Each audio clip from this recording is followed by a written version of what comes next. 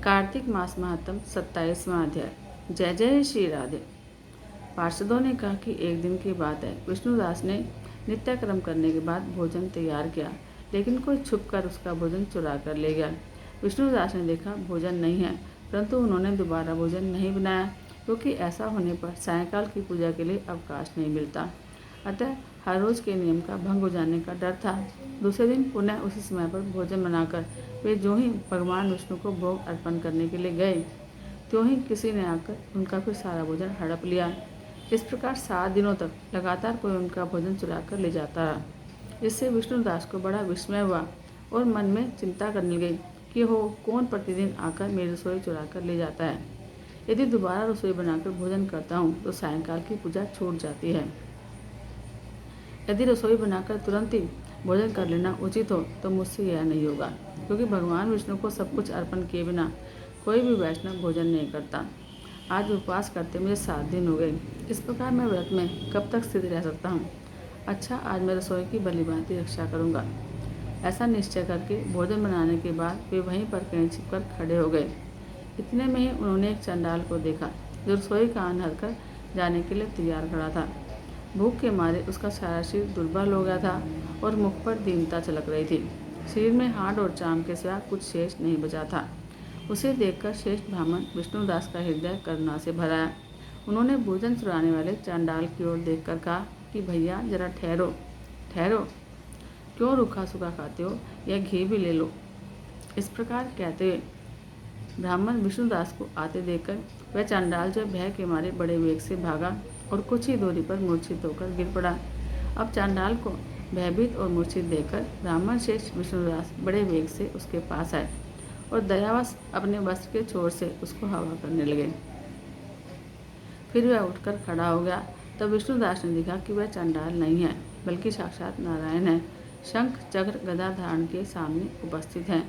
अपने प्रभु को प्रत्यक्ष देखकर विष्णुदास सात्विक भावों के वशीभूत हो गए। वे स्तुति और नमस्कार करने में भी समर्थ न हो सके।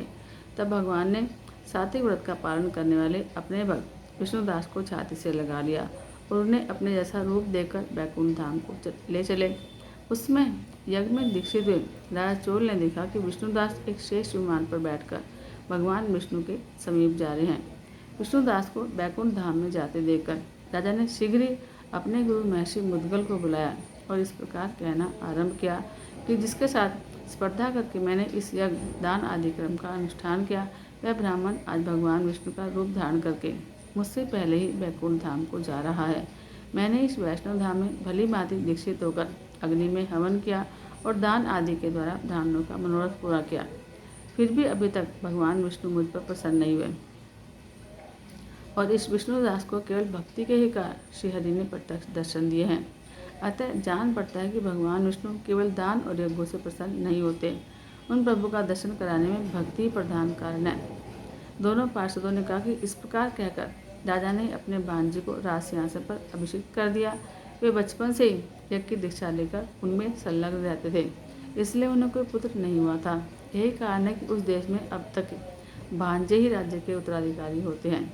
भांजे को राज्य देकर राजा यज्ञशाला में गए और यज्ञ कुंड के सामने खड़े होकर भगवान विष्णु को संबोधित करते हुए 3 बार उस स्वर से यह बोले कि भगवान विष्णु, आप मुझे मन, वाणी, शरीर और क्रिया द्वारा होने वाली अविचल भक्ति प्रदान कीजिए।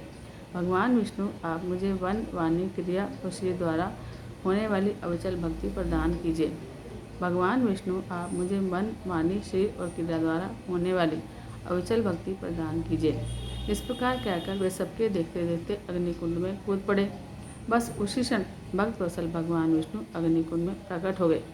उन्होंने राजा को छाती से लगाकर एक श्रेष्ठ विमान में बिठाया और उन्हें अपने साथ लेकर बैकुंठ धाम को चले गए। नारद जी बोले, हे राजा, जो विष्णुदास थे वे तो पुण्यशील नाम के प्रसिद्ध भगवान के पार्षद हुए और जो राजा चोल थे उनका नाम सुशील हुआ। इन दोनों को अपने ही समान रूप देकर भगवान लक्ष्मीपति ने अपना द्वारपाल बना लिया। जय श्री कृष्ण।